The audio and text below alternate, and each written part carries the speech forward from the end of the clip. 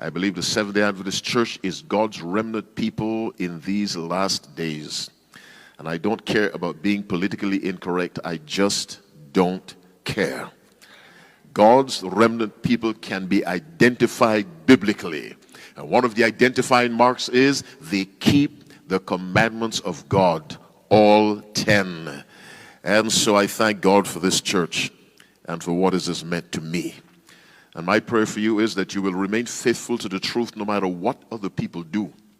Whether that other person is your spouse, your mother, your father, your cousin, your friend, your enemy, do not ever leave this church for any reason. Jesus said in John 6:70, "Have I not chosen you 12? One of you is a devil." Jesus had a devil among the 12 disciples, but the disciples were still the early church. Are you following me? The church does not cease to be God's church because there are devils in it. The place to find devils is in the church. Devils don't waste time going to the casino and to bars and to whorehouses. The devil already has those places. The devils come to church. And so even though your pastor may be a well-dressed hypocrite, you are still in God's remnant church. Are you following me? It is still, don't leave and go set up a church where nobody commits any sins. You'll be wasting your time. Don't leave. Stay in God's church. And why should you stay? When a lot of disciples were leaving Christ in John 6:66, from that time, many of his disciples walked back, left him and walked no more with him. And Jesus said to the 12, "Will ye also go away?" Simon Peter answered, said to him, "Lord, to whom shall we go? Thou hast the words of eternal life." What Peter was saying, we are staying because of what you preach.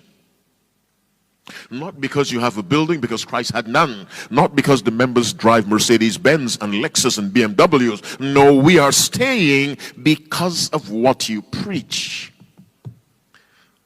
For those of you who don't have a church, when you contemplate joining a church, don't ask, "Is the pastor handsome?"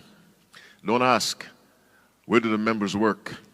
Don't ask, "Is the church in the suburbs?" Ask, "What do they teach?" And what they teach must correspond with, "Thus saith the Lord."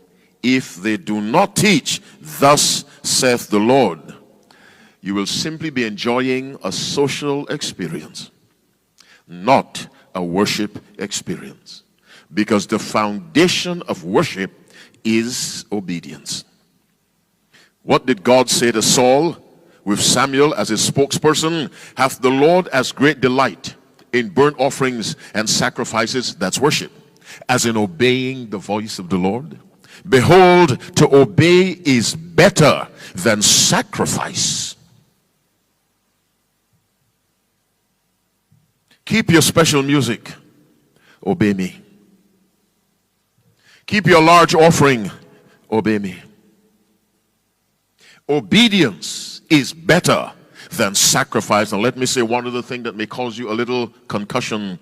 Obedience is better than sacrifice to the extent that obedience is preferable to any sacrifice, including the sacrifice of Christ.